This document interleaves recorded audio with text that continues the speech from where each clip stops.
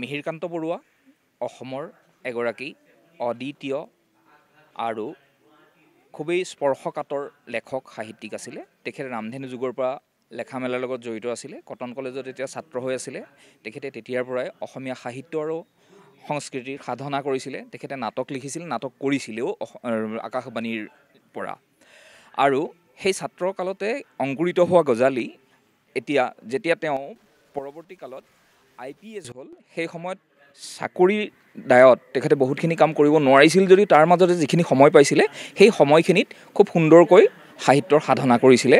নিৰলে খুব কম লিখিছিল, কিন্তু যিকেইটা লিখিছিল সোণগুটিৰ দৰে নিচেই সুন্দৰ গল্প আৰু প্ৰবন্ধ লিখিছিল। সেই গোটেইখিনি সংকলিত কৰি এইবাৰ বব নীলাক্ষী বৰুৱা শইকীয়া ন্যাসৰ স্মাৰক ন্যাসৰ দ্বাৰা এখন গ্ৰন্থ প্ৰণয়ন কৰা হৈছে। এখন তেখেতসকলৰ ন্যাসৰ 7ম গ্ৰন্থ। এই গ্ৰন্থখনৰ আগতে 6খন গ্ৰন্থ প্ৰকাশ পাইছিলে আৰু সেই গ্ৰন্থখিনিয়ে ৰাইজৰ যথেষ্ট সমাদৰ লাভ কৰিছে আৰু এতিয়া এইখনেও আমি আশা কৰিছোঁ যে সমাদৰ লাভ কৰিব। আৰু এই কিতাপখনত 394 পৃষ্ঠা আছে, দাম 380 টকা কৰা হৈছে আৰু অহা গ্ৰন্থমেলাৰ সময়ত ৰাইজে এই কিতাপখন সহজে লাভ কৰিব পাৰিব বুলি আমি আশাবাদী।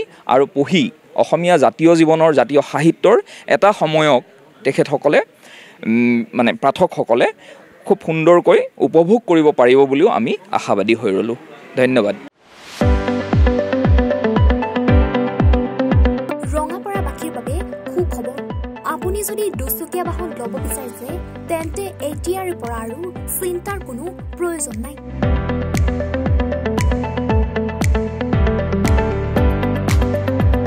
আপুনিও আহিব পাৰে DBP এছ'চিয়েটৰ বাজাজ টু হুইলাৰ ডিলাৰ।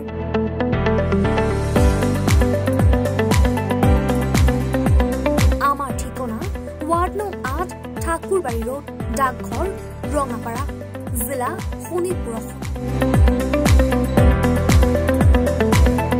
আমাৰ যোগাযোগৰ নম্বৰ 9435707133 9707967285285।